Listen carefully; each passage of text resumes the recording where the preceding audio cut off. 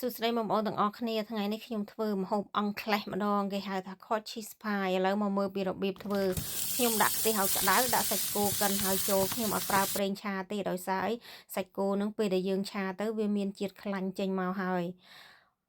ហាន់ខ្ទឹមបារាំងតូចតូចបន្ទាប់ពីឆាសាច់ប្រហែល2នាទីខ្ញុំស្រង់សាច់ចេញដាក់ក្នុងចានខ្ទះដដែលហ្នឹងគឺខ្ញុំដាក់ឆាខ្ទឹមបារាំងឲ្យឈ្ងុយ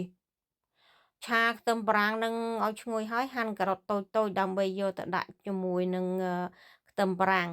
ផ្កាខាត់ណានេះខ្ញុំស្ងោរហូបផ្សេងទេនៅពេលដែលខ្ញុំឆាការ៉ុតខ្ទឹមបារាំងហើយខ្ញុំចាក់សាច់គោចូលវិញចាក់សាច់គោចូលវិញដាក់អំបិលបន្តិចម្រេចបន្តិចស្ករបន្តិចទៅហើយនឹងម្សៅស៊ុបគោដុំស៊ុបគោយើងឆាចូលគ្នាអញ្ចឹង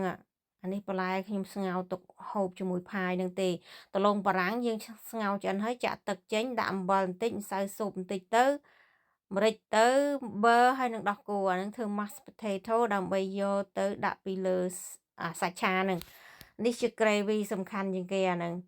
ដាក់ផែ2-3ស្លាបព្រាបាយទៅខ្ញុំចូលចិត្តវានៅខាប់ៗហើយដាក់ទឹកក្តៅដាំពុះហុយផ្សែងកូរចូលគ្នាឲ្យសព្វចឹងទៅយកទៅចាក់ចូលក្នុងឆារបៀបធ្វើអង់គ្លេសគេធ្វើខុសពីខ្ញុំបងប្អូនខ្ញុំធ្វើតាមរបៀបខ្ញុំចូលចិត្តធ្វើខាប់ៗចឹងมันឆ្ងាញ់ដាក់ gravy ច្រើនកាន់តែឆ្ងាញ់យកចានកែវមកចាក់ឆានឹងចូលដាក់សណ្តែកខៀវពីលើច្បល់ទៅសណ្តែកខៀវខ្ញុំចូលចិត្តដាក់អញ្ចឹងព្រោះអត់ចង់ឲ្យវាឆ្អិនពេកទេដាក់ដលងនឹងពីលើទៅបន្ទាប់ពីយើងដាក់ដលងពីលើហើយខ្ញុំឈូស cheese ដាក់ពីលើទៀតហើយយកទៅដុតនៅក្នុងអូវិនប្រហែលជា40ទៅ45នាទីឆ្អិនហើយធ្វើម៉េចដុតឲ្យវាឡើងក្រហមណាក្រហមយ៉ាបងប្អូនហើយខ្ញុំចូលចិត្តក្រហមអាលើនឹងទេហូបតាលើនឹងទេបងប្អូនសាកមើលទៅឆ្ងាញ់តា